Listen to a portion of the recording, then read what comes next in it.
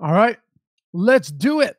The Deeper Dive, presented by none other than awesomeo.com. I'm Dave Lochran. That fine fella right next to me is Adam Shar. We got a 10-game NBA slate for you, and we are glad to have you with us. Adam, are we glad to have everybody with us? Yeah, man. Really excited to hopefully help everyone else win money today. I must say, as I started writing the deep dive today, it was the first day I kind of caught a break. And here's why I say that. Generally speaking, I'll start writing it around 10 a.m. Today, got a bit of a late start. Playing a bit too much Red Dead Redemption last night. Went to bed pretty late. Woke up a little later than normal and start writing. Now, fortunately, I didn't start writing until after the John Wall news broke. That's such a good feeling, is it not? You know, because there's nothing worse than writing, having 3 positions done, and then slate changing news comes out and almost everything you've written is useless. Yeah, exactly. That's why I sleep in every time that I write, and just Oh, that's why. Is that why? yeah, that's why. Okay, Nothing to yeah. do with anything else. Okay. I wasn't sure if you had a really good reason for it or not. All right. Let's let's get started. We got 10 games. Only fantasy Q. Thank God for Lafayette and Adam. Gets me through work. Glad to hear it, man. Appreciate that. Let's start at the top. If you want to follow along with the games, we go using the DraftKings schedule here from left to right, earliest to latest. Golden State and Cleveland.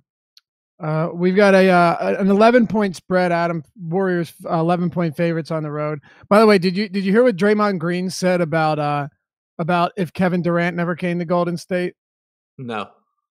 And he's like talking about what would have happened with Cleveland if Durant never came to Golden State. He's like, yeah, they probably would have won another one, but they didn't. So sucks for them. Got to live with it. Like just typical Draymond Green. Yeah. But they're 11-point favorites here.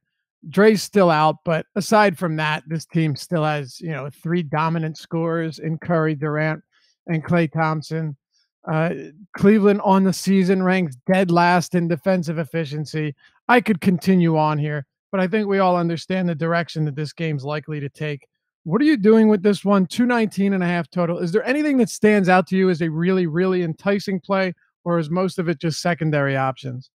Most of it's just secondary for me. It's not that I dislike the matchup for, obviously for Kevin Durant or for Steph Curry. It's just in the context of the entire slate, I have trouble prioritizing them. That's not to say that I don't want to roster them. It's just difficult to prioritize them. Kevon Looney obviously is coming off of a game where he played 28 minutes, potentially could have played a little bit more if that game hadn't blown out. But price tag's up a little bit. I still think he's an okay play, but obviously a tougher matchup here dealing with Tristan Thompson than he had in that first game against the Hawks. Also a much slower paced game. So again, more of a secondary play where if I get some Kevon Looney, that's great, but not prioritizing him like I did against the Hawks. Yeah, it's hard to. And I'm not either, honestly. Now, to be clear, I still think this is a perfectly fine spot for Looney. I also think that, the 34, 35 fantasy points is pretty close to his ceiling, right? Maybe he'll have a huge game here and there, but you're looking at what, 14, 4, and 5, and then 2 blocks, 2 steals. He pretty much contributed across the board, and he shot 7 for 9. So that's pretty much the best you're getting from Looney here, but it's also a spot where they continue to deal with injuries. Now, one of the reasons why I have a little bit less interest in him, though, is McKinney is back. And McKinney's been out since the 15th of November, and he was actually getting decent run with everybody healthy before he went out.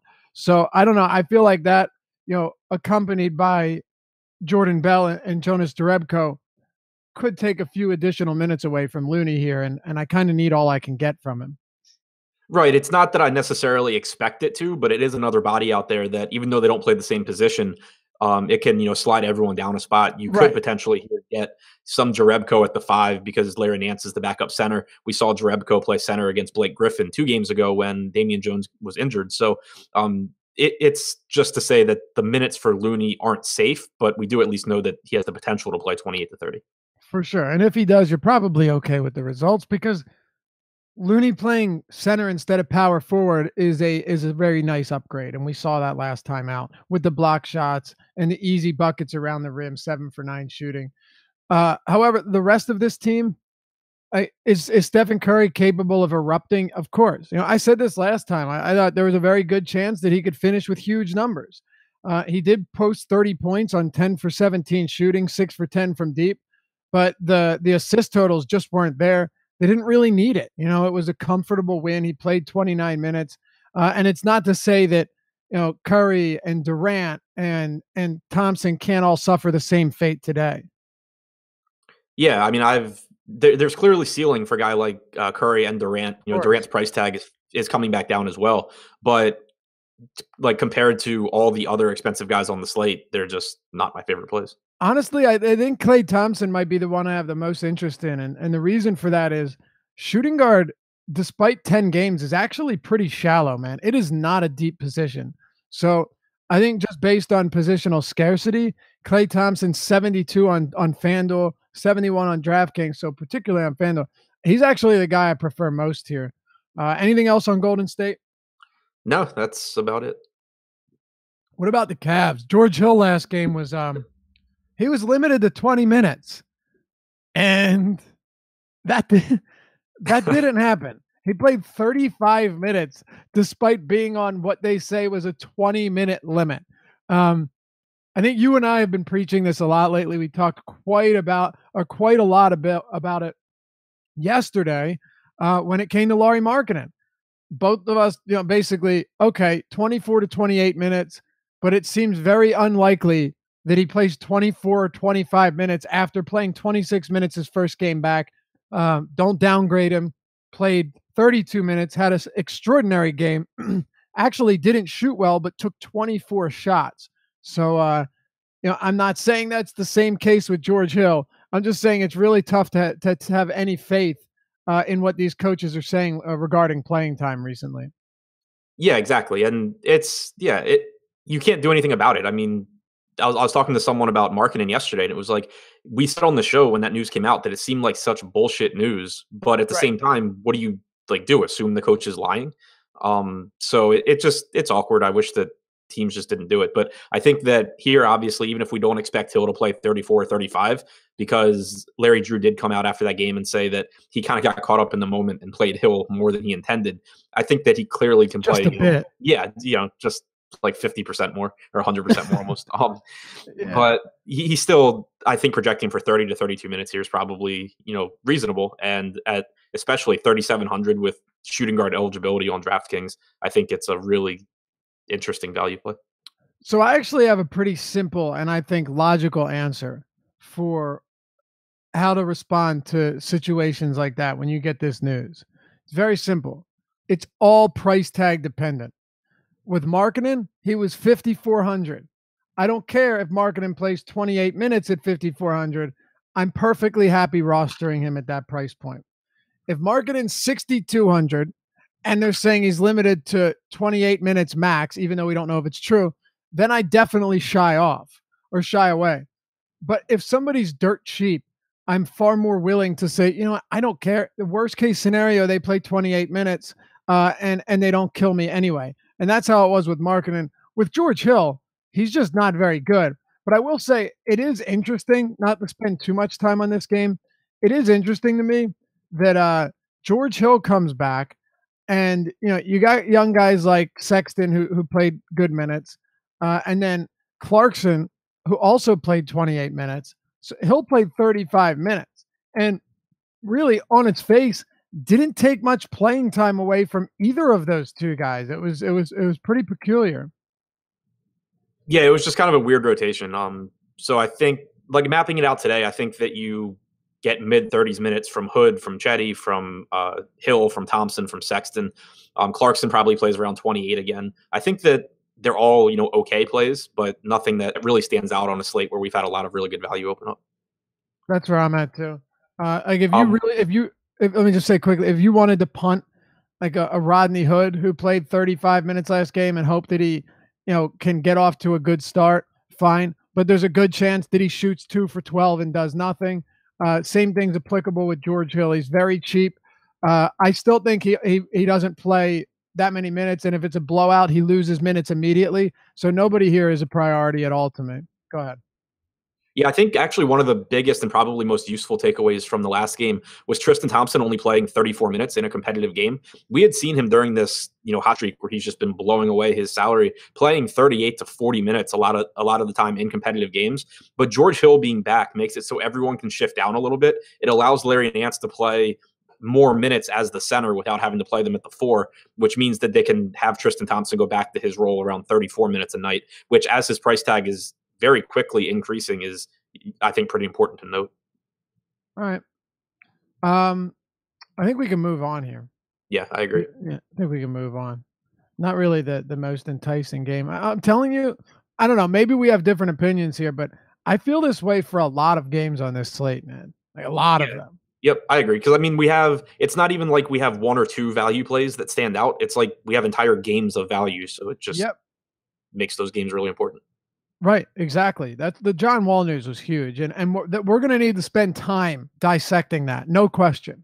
Especially given that Satoransky's been starting games, not at the point, and Austin Rivers is expected to start at the point. So we'll do all of that and more in a few games. But first, Denver and Orlando, the Nuggets 5-point favorites on the road.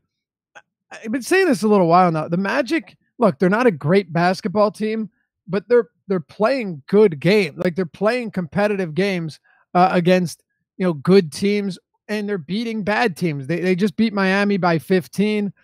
They beat up on Phoenix. They lost by 3 in Portland to the Blazers.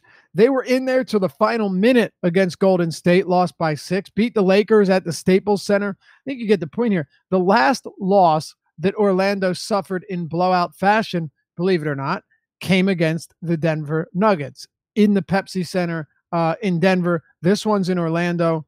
What do we make of Nikola Jokic here, who has been really the most predictably unpredictable player in the league this season, Adam? And of course, the monster game comes against a Toronto team that has played stout front court defense all season long.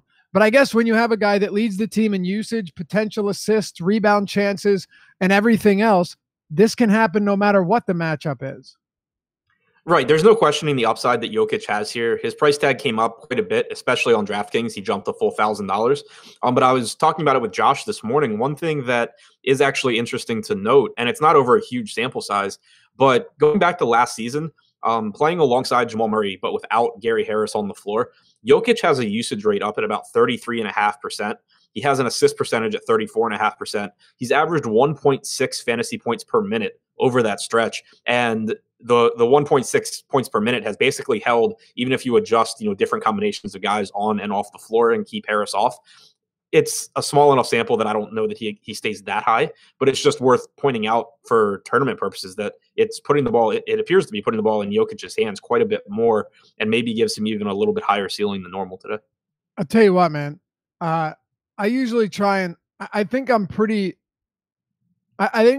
extensive when I do research and try and cover everything. But I didn't even think to cover that. Not even joking. I didn't even think to look that up with Harris off the court. I thought it would be negligible. So So did I. clear miss on my end. Great catch there, dude. Yeah, I think that's why I don't want to completely buy into it, because it seems in theory, extreme. Yeah. right, it shouldn't have that big of an impact, but the fact that it has at least makes it interesting to me in tournaments. Right. And hey, if there's any impact at all, it's impact worth discussing, right? Right, yeah, and it certainly doesn't hurt Jokic that he's off. Right. It also doesn't hurt Jokic that, as much as I love Nikola Vucevic, as much as I love the damn guy, his defense is not exactly superb. I mean, this is an Orlando team that has hemorrhaged fantasy production to centers this year. And they're giving up big numbers in a lot of different categories to opposing fives. But what I like most about this game is the fact that Denver's only favored now by 5 points. I think it opened at 6.5. They're 5, or at 6, maybe 6.5. I think 6. They're 5-point favorites now, though. And Jokic not playing a back-to-back, which is important because we've seen his minutes limited in those situations. I don't know why. Is has the potential to play 35 plus minutes in a game like this. I like him here, Adam. I want to ask you though, before we even get to this game, before I forget, Jokic or Towns? Because Jokic on DraftKings is 92, Towns is 95, and then on FanDuel, Jokic is 94 and Towns is 96. So very, very closely priced. They will probably be two of my highest owned players. I have Towns projected a little bit higher, and I also I haven't actually. I did look at ownership projections a little bit earlier, but it's a spot where I will be paying attention to that with our final ownership projection because I have them projected so similarly at a similar price point that if there is a disparity where Towns is projected much higher or vice versa, then I would want to basically just flip it. But I do have Towns a little bit higher than Jokic, but I expect them to be two of my highest owned guys. Yeah, me too. Like both of them quite extensively. Gary Harris out. I think Jamal Murray is a fine play. He's super volatile uh, in terms of even though he gets up a ton of shots, you see a lot of games where he finishes with less than 30 fantasy points. And look, that's not a he's not a terrible player whatsoever. Actually, I like his game quite a bit. Having Harris off the court definitely isn't going to hurt him. But I'm curious on where you stand with the backcourt here with Harris off against this Orlando Magic squad. Yeah, I mean, it makes me like Murray a little bit more. Not that we even expect a huge bump in his average Right. usage rate, but it is one less guy out there that can score. So it gives an easier path to Murray's ceiling, but it also solidifies him for more minutes here. Normally he plays around 36 minutes, but with Harris out, I think you probably get 38 to 40 as long as the game stays competitive at a mid-range price tag. I think that makes it a really appealing spot for Murray, especially if you don't have Jokic in lineups and you're looking to get some exposure to this Denver offense. I think Murray's like the clear number 2 guy there. You know what I think it makes it a little more difficult for me? It's not that I don't like Murray, but the point guard position has like 5 guys that are underpriced, either lower than him by a little bit or above him by 1,000 or 1,500. That's the one reason it's harder for me to get a ton of Murray. But it's really just because players around him, I think, are so nicely priced in good spots, and we'll get to all of them. Anything else from Denver? If not, let's go to Orlando's side of the ball. No, nothing else for me, I don't think. All right. Well, Vooch, I'd say relatively disappointing yesterday. 40 fantasy points, 19 and 10. Could have been worse, but he was up there at 9,000 flat. Now you got him down to 8,700 against the Denver team that limits rebounding pretty well. Jokic defensively isn't great, but he's not a slouch. I'm not going to Vooch here. Too many good center options. And quite frankly, Adam, I feel that way for pretty much the entirety of this Orlando team. Maybe you have a different opinion here. No, that's where I'm at as well. Not a bad Denver team defensively, not a fast-paced team. And Vooch, as much as I love the guy and he's, really, really good, it's just hard for me to prioritize him over guys like Towns or Jokic, Right. some cheaper centers that we'll get to. Joel Embiid's on the slate. He just ranks behind those guys for me. And, I think he's a perfectly fine play. If you disagree, it's not like I feel super strongly I'm going to talk you off of it, but I just prefer Towns and Jokic. That's where I'm at as well. And the same thing with Murray. I like, if I were to say in terms of preference, Murray or Vooch in terms of the positional ranking, I'd put Murray ahead of Vooch. But both of them, for similar reasons, are not at the top of my list. But like you just said, if they're in their lineup and you like them, nobody's going to tell you they're a bad play. But again, Vooch is playing the second of a back-to-back. It's hard to ever say he's a bad play, but I do think that loading up on Vooch is probably ill-advised in this spot. Yeah, it's Maybe just I'm not the wrong. most appealing game either in terms of pace or defense or anything. Well, let's talk about Brooklyn and OKC then. The Thunder, 6.5-point favorites against Brooklyn. Speaking of teams that have actually stayed competitive, the Nets are not a very good basketball team, but for the most part, we've seen them fight close games. He has the overtime game against Memphis. They're playing competitive enough to get full minutes for both their team, for the Nets, and for their opposition. And it's striking that the Thunder are only 6.5-point favorites at the Barclays Center. I want to start with the Thunder here. We're looking at Russell Westbrook, 11-2 on DraftKings on FanDuel. He is 11,000 flat. Now, granted, as good as Westbrook is, I keep coming back to this same thing, whether it be with Vooch or with Murray. Now you have, I got a whisper in my ear from Josh Engelman that old Paul Goldschmidt was traded. How about that? Did you see where he went? I'm guessing the Cardinals. Orioles. Goldschmidt to the I'm Cardinals for kidding. I'm Luke kidding. Weaver, Carson Kelly, and Andrew Young. Look at that. I wanted to make you think it was your Orioles, but I was pretty confident it wasn't the Orioles. I have zero idea who the Orioles would possibly be able to give up for Paul They Goldschmidt. wouldn't. They couldn't. They couldn't. Oh man, that'd be funny though. But back to basketball. As good as a player Westbrook is, and this obviously is not a bad spot against Brooklyn. Can you prioritize? I'm throwing this to you, Adam, over Giannis, over Anthony Davis, over the other high price guys, or even Embiid, who's 10-3 and underpriced in his own right. I'm curious to where you stand in ranking somebody like Westbrook, because I'm having trouble putting him at the top of the list. No, that's where I'm at as well. It's a perfectly fine matchup. Obviously, it's not a good Brooklyn defense. They don't rebound well either, which is good for Westbrook. But I just have trouble getting him ahead of Davis, Giannis, even LeBron, who we'll talk about, Joel Embiid, who you mentioned. I think he's a better play on FanDuel just because the price tag's cheaper than it is on DraftKings, and you have to roster 2-point guards there. Whereas DraftKings, you can obviously use multi-position eligibility, and some guys wrong positions, and you just don't have to have the 2-point guard. So I think he's better on FanDuel, but either way, it's just difficult for me to prioritize him. And I think that's the case for a lot of guys on the slate. We've already talked about it some, but there's a lot of good plays today, and not prioritizing someone doesn't mean that it's not a good play. And if you feel differently, like, you shouldn't play him. But I just don't see me getting a lot of him here. Kind of the same with Ty in Slack just said, what about Aaron Gordon at 6,900? Yeah, same thing. Same thing. Plus, we got Aaron Gordon's good game of the week last night. I'm kidding, of course, but Aaron Gordon's a pretty inconsistent player from a fantasy standpoint. Again, Aaron Gordon is pretty cheap. I hate you. I know you're the same way. I hate being wishy-washy like this, but it's tough over the first 3 games, because we haven't yet gotten to the guys that we really like. So it sounds like everyone is just, yeah, he's okay, but I don't love him. Right. I mean, there's 20 teams on this slate, so there's a ton of guys who are going to come in as, if he gets in some lineups, then cool. And if I played someone and if I see someone win a tournament with him, I wouldn't be like, damn, that guy got lucky.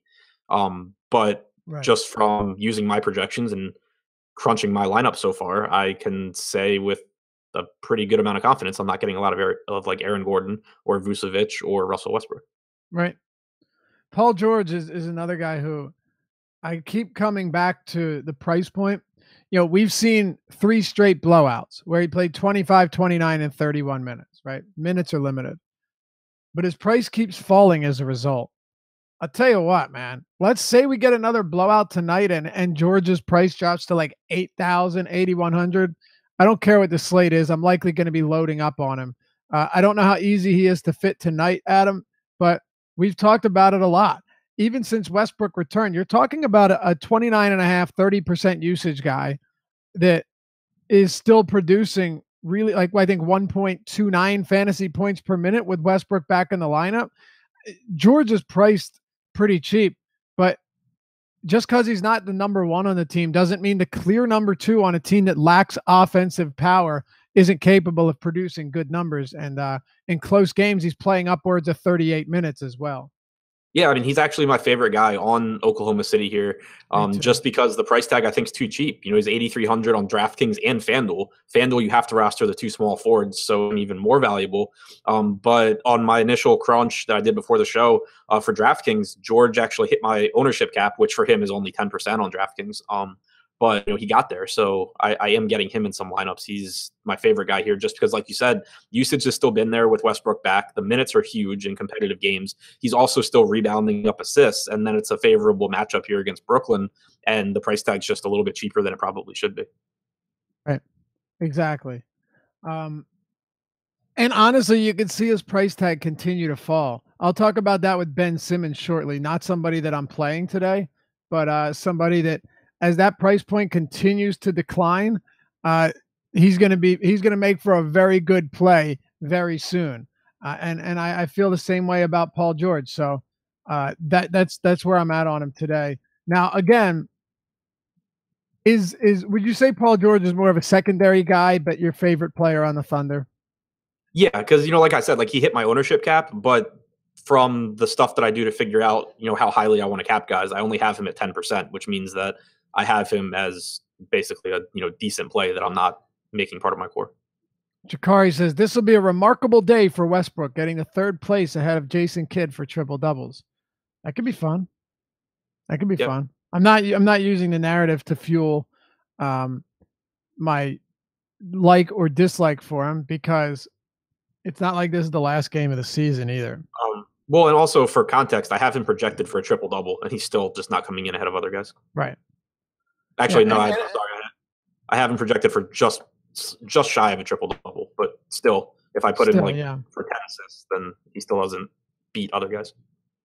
Yeah, and all I'm saying is he's got like 50 games to go, or 55 games to go, so he still has some time to keep pushing forward with the triple doubles. I mean, he's averaged one over his last 2 seasons, right?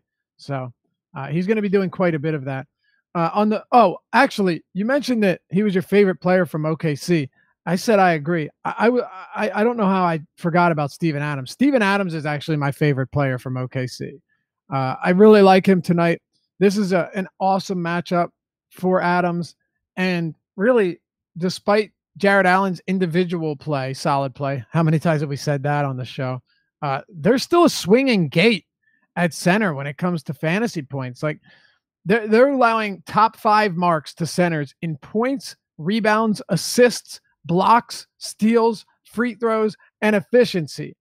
And Adams is averaging a career high in points, rebounds, assists, and steals.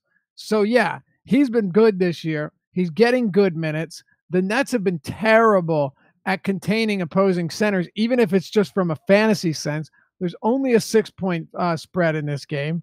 And he averages also the 5th most rebound chances in the entire league, behind Drummond, Embiid, Whiteside, and Thompson. So that's pretty good company as well. I like Steven Adams quite a bit here, particularly on DraftKings, where he's 6,700. You want to touch on Adams or anyone else on OKC? Yeah, I mean, I love the spot for Adams. I was actually kind of surprised that he's not projecting better for me. I think it's just because the rebounding really has taken a hit since Westbrook came back, which isn't really that surprising. But since Westbrook's return on the 19th, just shy of a 14% rebounding percentage for Adams. And even if you kick that up a little bit, I just don't think that I end up getting a ton of him at a deep center position. I think he's fine. I just don't think I'll have a lot of him. So I looked into this as well, and you're definitely not wrong. But what I will say is that it hasn't been a consistent downturn in rebounds. It's just kind of been all over the place. Like since Westbrook returning at 15, 11, then 8, then 14, then 5 against Cleveland, then 13, then 6. So we're seeing some games where he falls off, but he's still getting those games with 13, 14, 15 rebounds. And that's kind of what I care about, is the potential ceiling here. And I think Adams offers that today. So that's where I'm at on Adams. I like him a lot at that price point. What are you doing with Brooklyn? Not a whole lot. D'Angelo Russell, I think, is interesting. Joe Harris is probable, by the way. So that's 30 minutes being reinserted into the rotation, taking minutes away from Napier, probably taking minutes away from DeMarre Carroll, maybe a few minutes trickle-down effect taken away from D'Angelo Russell, who played 40 minutes in their last game. But I still think that you can see 34 to 36 from Russell here if he plays well. And the price tag's still lower than his ceiling, justifies. It's a very difficult matchup, but I think if it were a better matchup, you would have Russell at a higher price tag. So the matchup should keep ownership down on him. And it makes him, a kind of interesting tournament option, just because if this game stays competitive, there's a pretty good chance Russell's a big reason why. All right. Yeah. I think Russell would be the only guy I have interest in here, actually. I can't go to anybody else. And I think one of the reasons that Russell would interest me is simple. He has shooting guard eligibility. And I don't think shooting guard's very deep at all. And he's eligible there on FanDuel, and then point guard, shooting guard on DraftKings. Both of that to me makes a lot of sense. All right. What do you say we move to the game of the night? The Wizards and the Hawks? You know it, baby. Listen, you should know by now that the game of the night, not to say I say that every slate. I don't. I think it's the first time I've ever said it. But you should know that from a fantasy standpoint, it does not mean the same as Oh yeah, TNT would be suckers not to air this one, right? Yeah, can't believe they have the Sixers and the Raptors tonight over this game. Yeah, flex them out of it.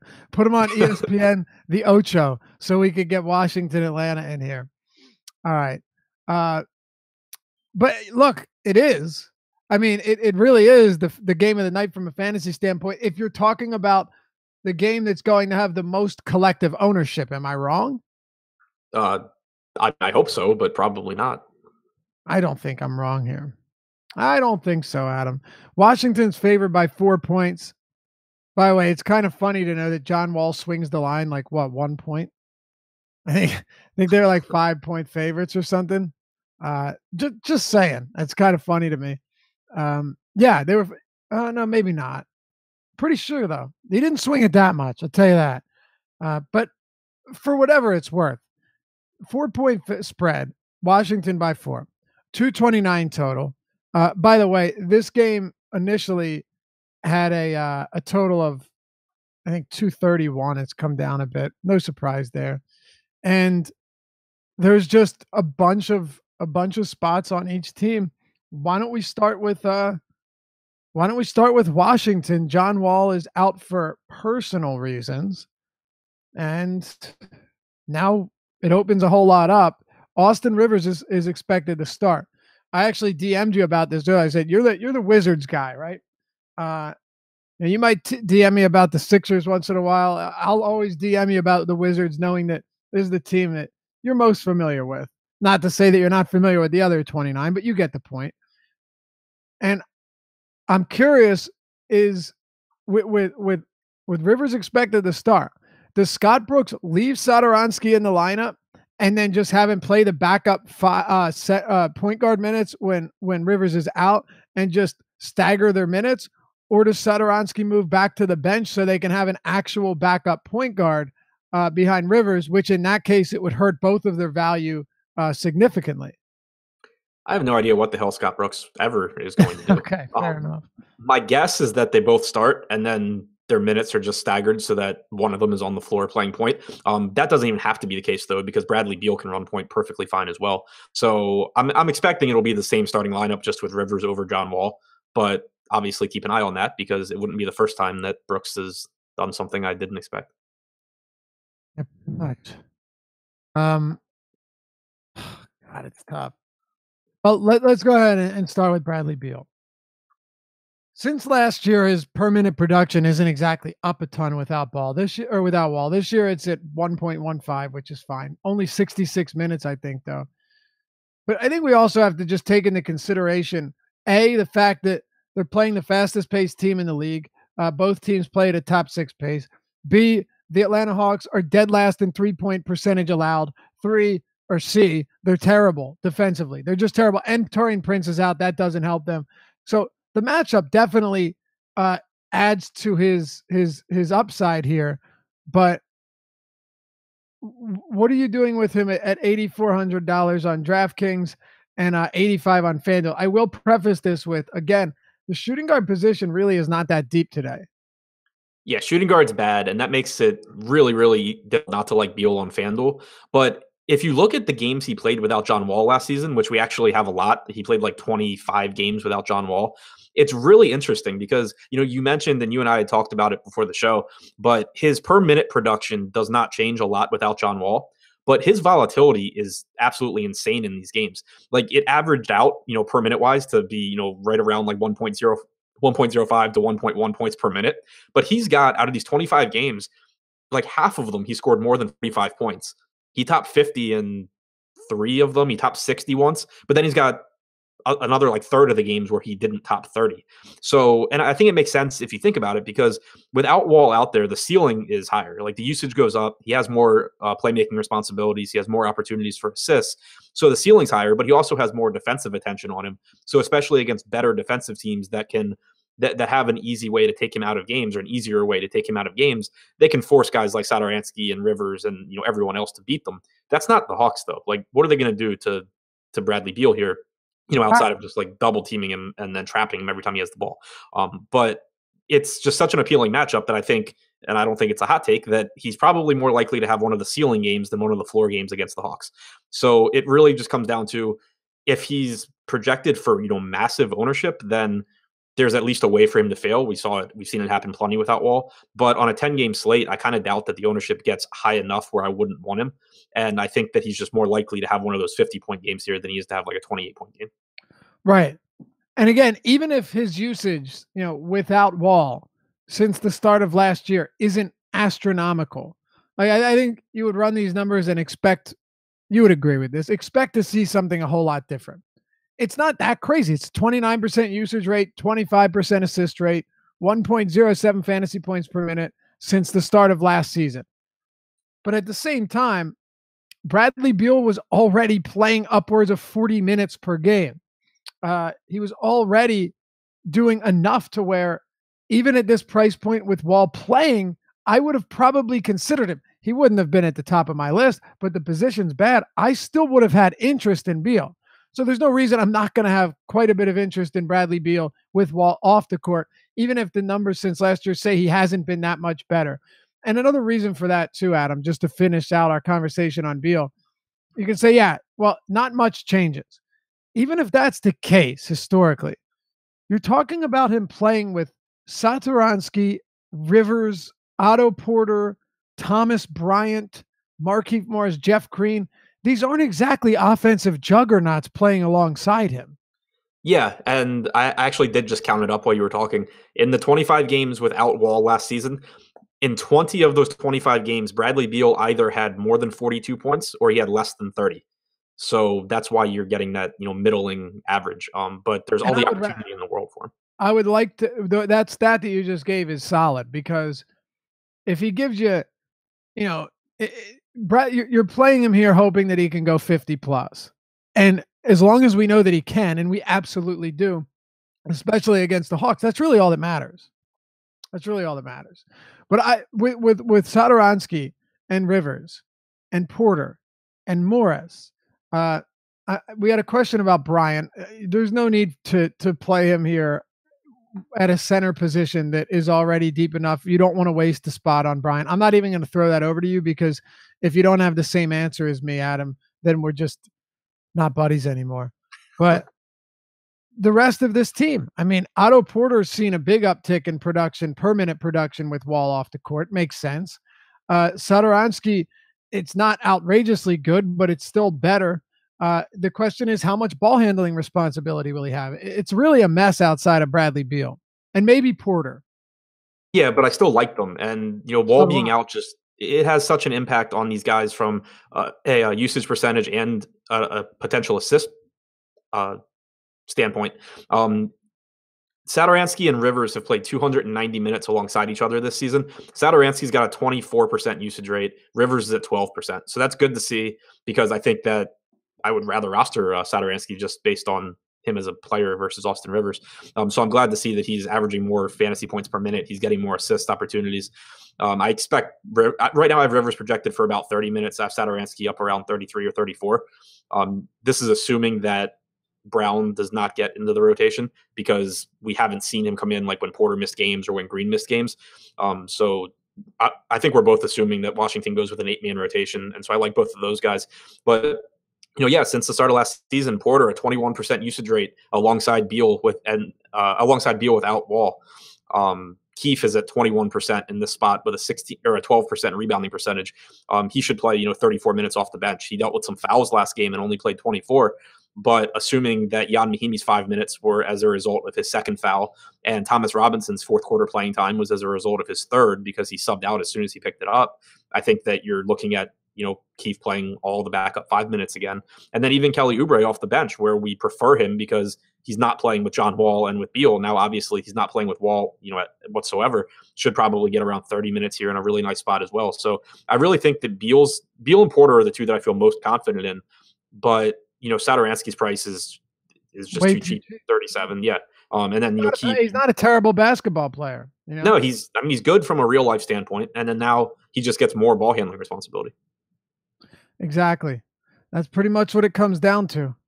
And then John Wall out for personal reasons. Hey, by the way, it is, and we are in the midst of Awesomos 24 days of giveaway. For those of you that have been with us the past couple of days, you know exactly what's going on here.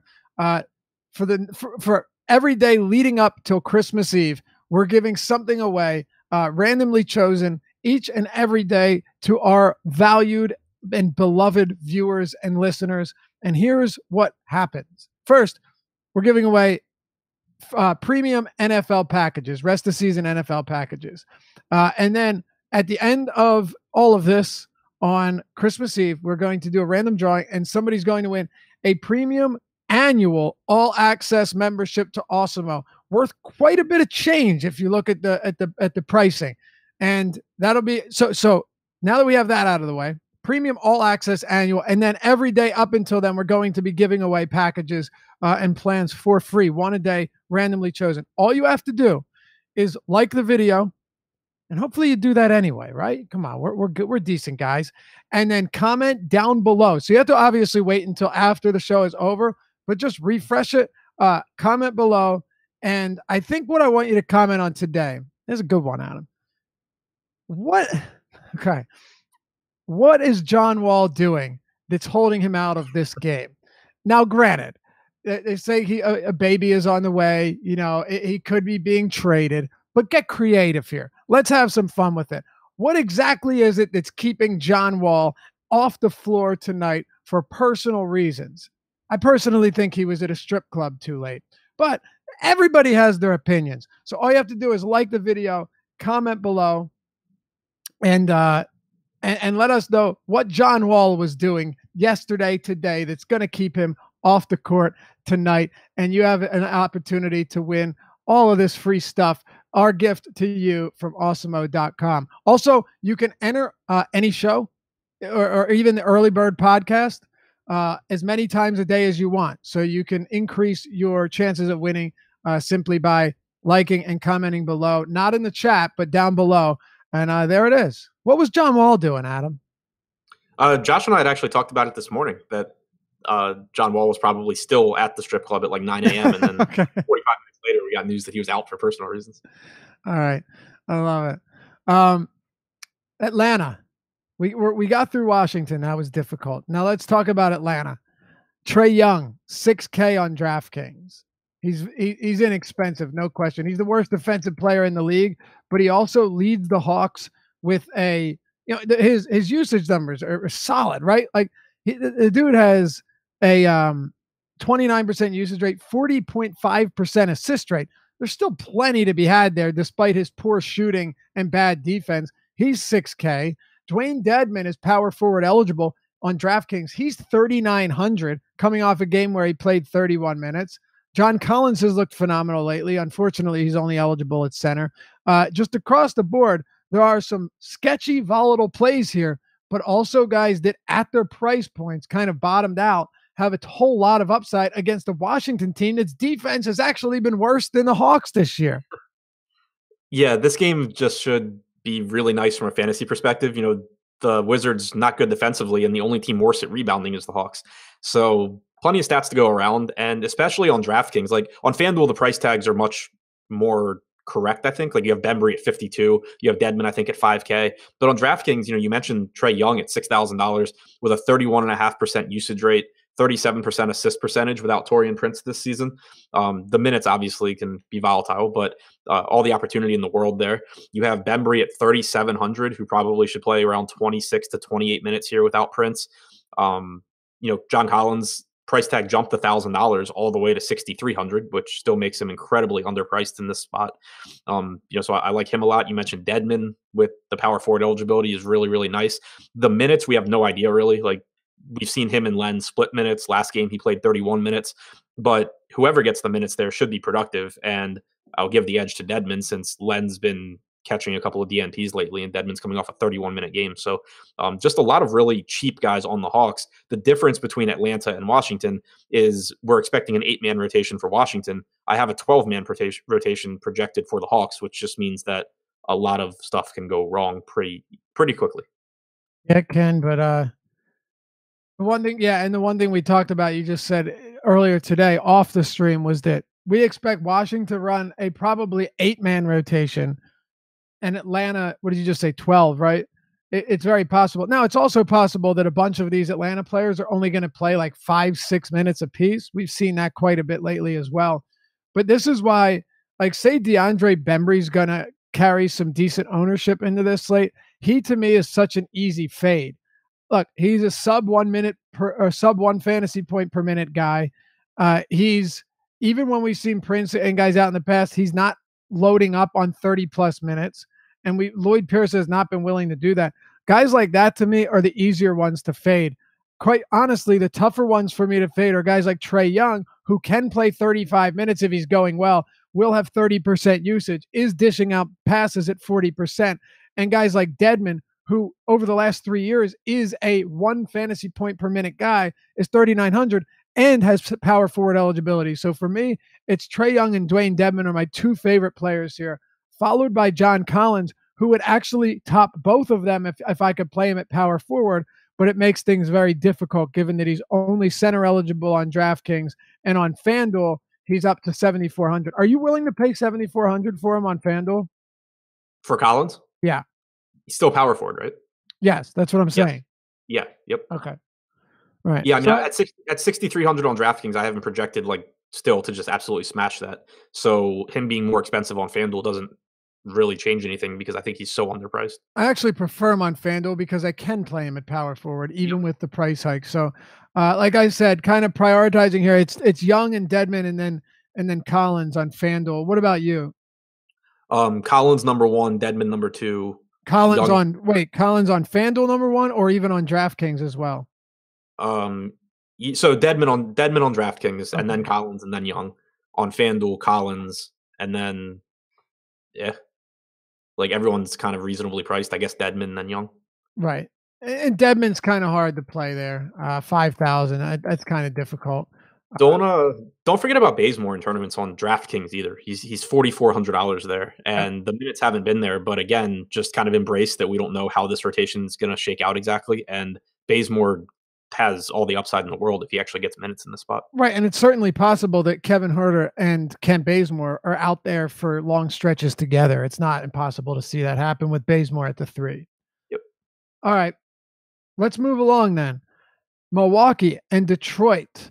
We've got the Bucks 8.5-point favorites at home, 227 total here. To me, that was kind of surprising. I was digging into some numbers here with Detroit's defense as I was writing up Giannis today, and it's kind of interesting. Giannis is one of those guys. First of all, he leads the entire league in points in the paint, which is insane. It's just that's crazy to me, but he's that good. And the Pistons, even though they have such a big jumbo front court, they're allowing the 7th most points in the paint and the 14th most rebounds to their opponent. So I think, on the surface, it's like, oh, Drummond and Blake, the 2 huge guys in there taking up a lot of space, hogging a lot of the boards. Hasn't really been the case this year. So keep that in mind. Detroit does limit fast break points. They do play at the 10th slowest pace in the league. But Giannis is just too good. That's kind of what it comes down to. I mean, he ranks towards the top in kind of everything. And I pointed out to you today, to me, I just found it ridiculous that, first of all, he's taking a career high 58% of his shots at the rim this year, and he's shooting 80.1% on that. And only the Cavaliers are allowing a higher field goal percentage at the rim than the Pistons this season. So there are some silver lining good spots to this matchup for Giannis, who's matchup proof to begin with. I still have interest in him today because he's Giannis Antetokounmpo. What are you doing with Giannis? I'm having trouble getting there just because of his price tag. He's $1,100 more expensive than LeBron on DraftKings, who I love. I have him projected for similar points. He's $2,000 more expensive on FanDuel. It's just making it really difficult for me to get there because of LeBron, not to mention, you still have guys like Anthony Davis, Westbrook, Embiid, all these other guys on the slate. So I'm having trouble getting to, the literal most expensive player on the slate. Yeah, I don't like LeBron as much as you do. That's probably why. We'll obviously get there. By the way, Kyle Guy said, don't sleep on Markieff Morris. He's been crushing since Dwight went down. Yeah, no question. Yep. But a couple things here. When it comes to Markieff Morris, it is at least worth keeping in mind that his price has come up quite a bit. So 6,400 on DraftKings it doesn't make him unplayable at all, but it makes him a little bit tougher for me to fall in love with. 63 on FanDuel is pretty reasonable, though. Did you want to add anything on Morris real quick, and then we'll go on? I mean, I like him a lot. I would have liked him with or without John Wall, but Wall being out certainly doesn't hurt. I have him projected for 34 minutes at center. I have him projected for nearly 40 fantasy points. So I like him a lot. The problem is just you have to, like, I'm probably not playing like 4 Wizards or 5 Wizards on the same team. So that kind of limits it a little bit because you have, Beal, Porter, Satoransky that I also want. But yeah, I really like the spot for Morris here.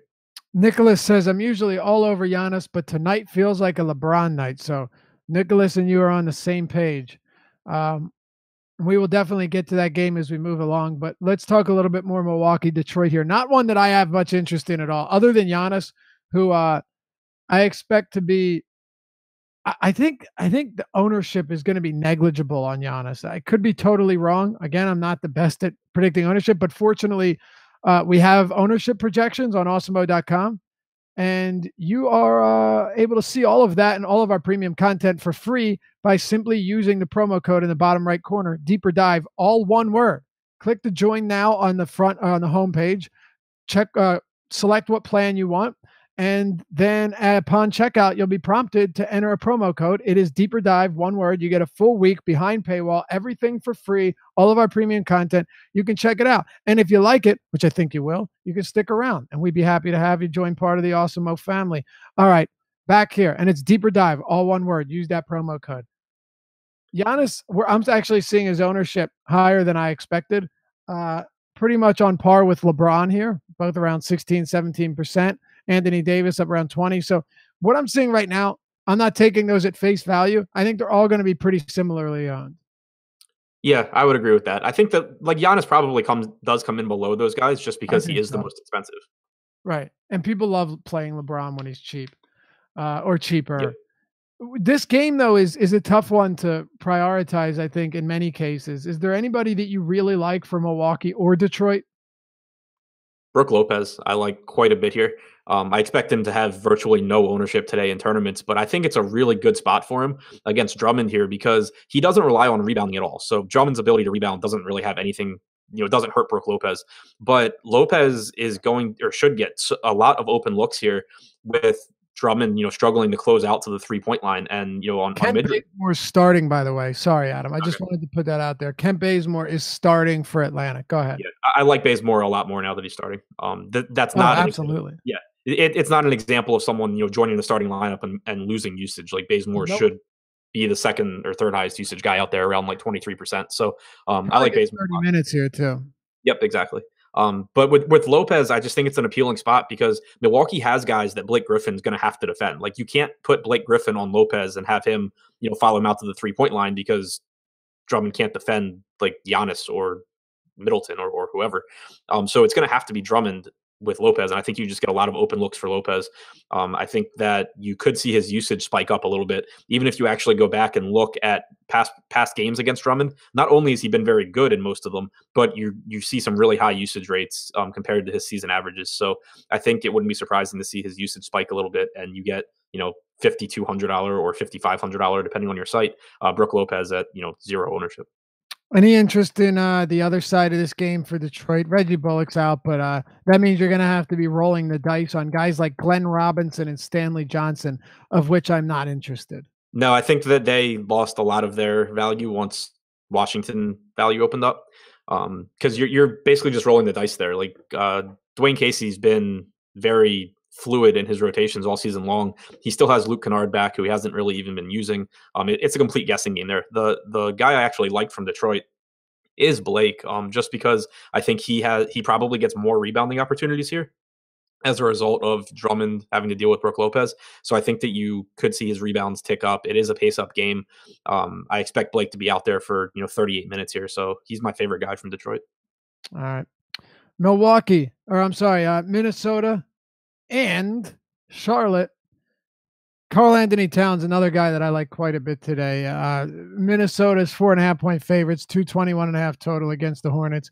I just don't see any way guys like Zeller, who's expected to play, or Kaminsky, or really Hernan Gomez are going to be able to defend him. And since Butler's been out, you're getting 29% usage. You're getting 21% rebounding. You're getting 1.3 fantasy points per minute. Good numbers from Towns. Been a bit up and down, but it's a good spot. He's still priced very affordably. In this game where there are only two players that I have interest in, Karl Anthony Towns is one of them. What are you doing with Towns in the Minnesota Timberwolves? Yeah, I love Towns too, and he's burned me plenty lately, but that's just not a reason for me not to go back to him. If you look at the game logs, we've talked about it a lot now. He's had a mix of difficult matchups with teams like, Boston facing Tristan Thompson against Cleveland. He had a game against Marc Gasol, but he's also had games where his minutes are down a bit, either because of blowouts or foul trouble. Played 33 minutes against Houston, had 5 fouls in that game. In competitive games where he's not in foul trouble, you're still getting 38 minutes out of Karl Anthony Towns. He has a 28% usage rate since the trade, has a 20% rebounding percentage, averaging about 1.3 fantasy points per minute and playing 38 minutes in competitive games. So it's difficult, not to like him, even though he's been pretty inconsistent lately. And the matchup, doesn't really deter me here either. I talked earlier about Jamal Murray being a guy that would be a little bit tougher for me to fit. One of the reasons is Kemba Walker on DraftKings is 8,100. I know he's come back down to earth lately, Adam. And I might be on an island here, but 8,100 for a guy that I know definitively can drop 50 real points. Not saying he will, of course, but can. I know the Timberwolves are ranked third in defensive rating since Butler went to Philly. But I'm not worried about Jeff Teague and Derrick Rose defense. I'd be lying if I told you I was. Kemba Walker to me at 8,100. The ceiling is just too high for me to write him off. I can't do it. Yeah, I mean, I don't care about matchup that much when someone's price tag drops like that. As far as prioritizing him, I think it's still, kind of difficult. But on my initial crunch before the show, I had him capped at 10%. I got 10%. Right. And, I would be fine with that. So I'm not. Yeah, it's just too cheap of a price tag for the upside that he offers. It's just tough on this slate with so many options to say that, I'm playing a ton of him. Right. 8,100 is cheap though, man, for a guy like Kemba that can just erupt in a game that I think stays close and sees a lot of points too. I like him. That's pretty much it. I don't really have anything else from this game. Do you have anything else from Charlotte or Minnesota? Not really. I mean, Lamb's fine, Zeller's fine, but I don't see myself getting much of it. Me neither. A few housekeeping notes before we move on here. Again, Kent Bazemore starts. Adam and I both like him quite a bit. I think he gets 30 minutes here in the starting lineup. It's a little bit more, confident knowing that he's going to start and not back up Kevin Huerter or DeAndre Bembry or whoever.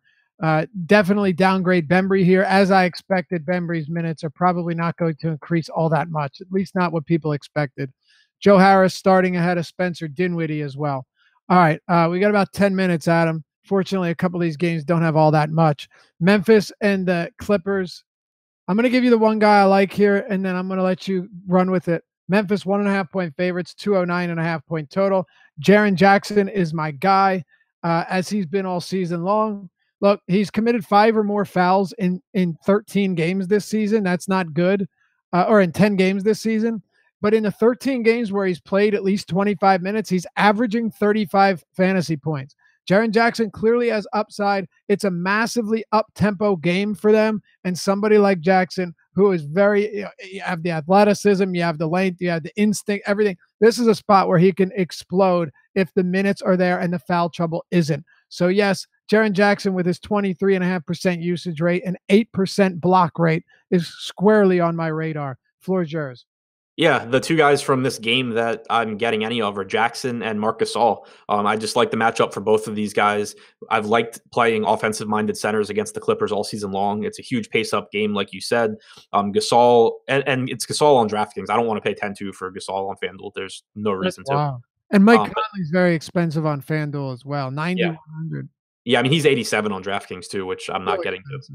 Yeah. But 8,600 for Gasol on DraftKings, I'm interested in. I mean, he's playing huge minutes in competitive games. He does everything when he's on the floor.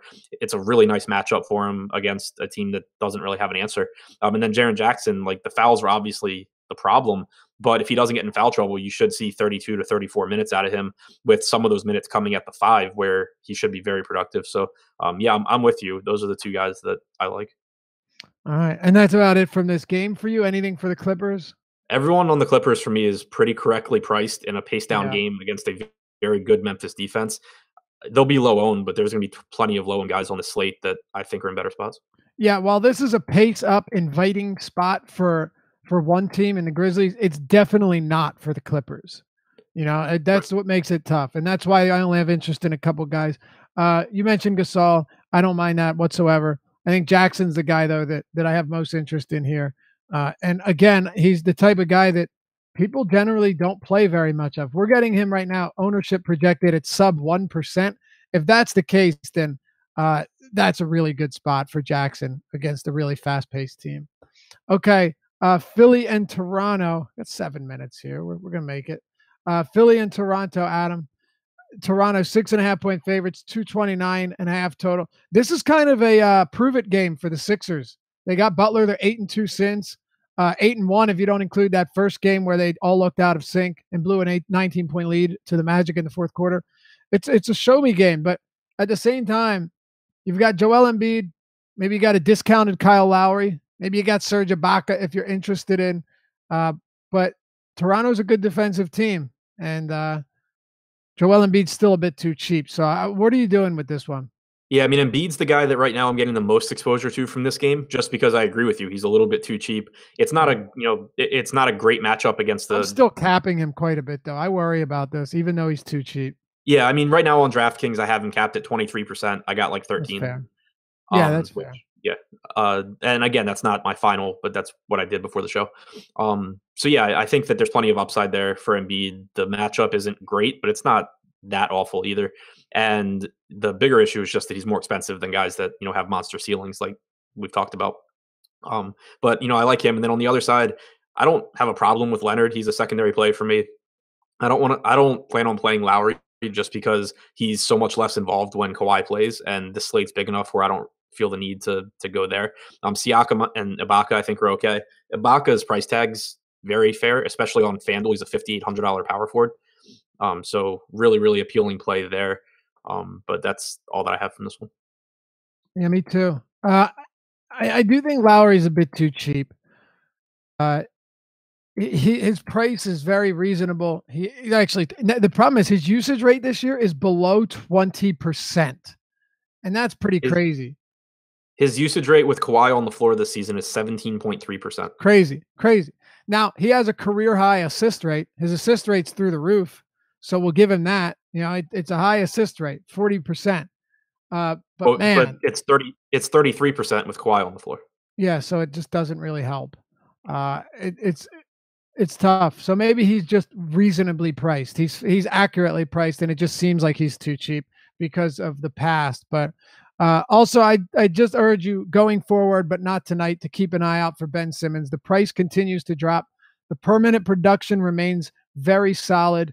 And in games that aren't blowing out, you're getting nice numbers from him. Once he comes down to like 8K, which is going to happen because no one's going to play him again tonight, and DK surely factors the ownership into the pricing as we've seen over the years, Ben Simmons will become very interesting. But on the whole, not a game I'm super into, Adam. Oh, right there with you. It'll be fun to watch, though. Okay. New Orleans and Dallas Pelicans, 6.5-point favorites, 227.5 total. I saw reports that Mirotic wasn't on the injury report today, but he's still a game time decision, and I haven't gotten any other information on that. Yeah, I haven't seen anything else either, so I'm treating it as if he's in. If he is, then it makes this game much less appealing. Obviously Anthony Davis is in a great spot. I know you like him a lot. I do too. Again, it's hard for me to pay more money for him than LeBron tonight. But great spot for Davis. I have him projected as the highest scorer on the slate right now in terms of raw points. If Mirotic is out, then obviously Julius Randle becomes a phenomenal play once again. Played 39 minutes without Mirotic last game. But if Mirotic is in, then it's difficult to project Randle for more than about 26 minutes. Drew Holiday's price tag has come up to where I think he's fine in tournaments. Like he still has 55-point upside, but he's not a priority for me. The reason I like Davis a lot is because let's say Mirotic plays, right? I don't see how Rick Carlisle is going to be able to guard him. And what I mean by this is you have DeAndre Jordan, who's decent around the basket, but that's a tough matchup guarding Davis. But you can't say, all right, let's throw Harrison Barnes on him, who is a good defender, but undersized compared to Davis anyway. You can't do that because then you're sticking Jordan on Mirotic, who lives out beyond the 3-point line. So I just think no matter what they do, assuming Mirotic plays, it's a really tough spot with the personnel they have to guard somebody like Anthony Davis. It seems impossible, actually. Yeah, no, I agree with you on that completely. I mean, I love the spot for Davis. Do you love the spot for anyone else in this game? I mean, Tim Frazier's still there. His price came down a bit. He's cheap. And then with Dallas, you mentioned Holiday's price is sky high right now. And then on the other side with Dallas, man, I don't, everyone's playing. So it's tough to find much love for any of them. Yeah, I think the most appealing guy is FanDuel specific Luka Doncic at shooting guard at 7,200. We talked yesterday about so far in his rookie year, obviously still early, but he hasn't had that much volatility and he hasn't shown a ton of tournament upside. But it is a really nice matchup here against the Pelicans team that plays really fast and does not play well defensively. Doncic obviously can contribute across the board, and shooting guard, like you said a couple of times, is just a pretty weak position here. So where he is a shooting guard on FanDuel, I think he's very appealing. All right, let's close it out with the Lakers and Spurs. Lakers 9-point favorites, man. The Spurs lost what made them special. It's gone. It's disappeared. They are no longer that team. They're actually bad. They got crushed by Utah, and now they're playing their second of a back-to-back. I'll let you run with this because I'm not playing Lonzo Ball, and I know you love LeBron. So close it out. You got about a minute here. Yeah, Spurs have been the second worst defensive team in the NBA this season, and on DraftKings, especially because they have dynamic pricing that factors in defense, they're still clearly treating the Spurs as if they're good. You have LeBron at 10,500, an average usage rate over the last month of 32.5%, with a 32.5% assist percentage against a bad Spurs defense, a team that also has been very, very poor in transition. I love LeBron here at the lowered price tag. 5,200 for Lonzo on DraftKings is nice. I'm still not getting a ton just because of other options, but him, Kuzma, Ingram, I think they all have upside. LeBron's the one that I'm really getting to, though. From the Spurs side, I'm not worried about people sitting. They essentially rested yesterday when they got their asses kicked, and none of them played, more than 4 minutes into the third quarter. I think it's a nice spot for DeRozan coming home to LA. I think it's a nice spot for Aldridge. Difficult to prioritize either one, but wouldn't talk anyone off of them. All right, that'll do it for us. Stick around. Live Before Lock coming up next to give you everything coming up to 7 p.m. tip-off. Thanks, as always, for hanging out. Hit us with the thumbs up if you enjoy the show, and comment below with that like if you want to get submitted into the 24 days of giveaway for all of the free stuff we're giving away at awesomemode.com. Thank you, as always, for watching. Good luck tonight. We'll catch you back here tomorrow on The Deeper Dive.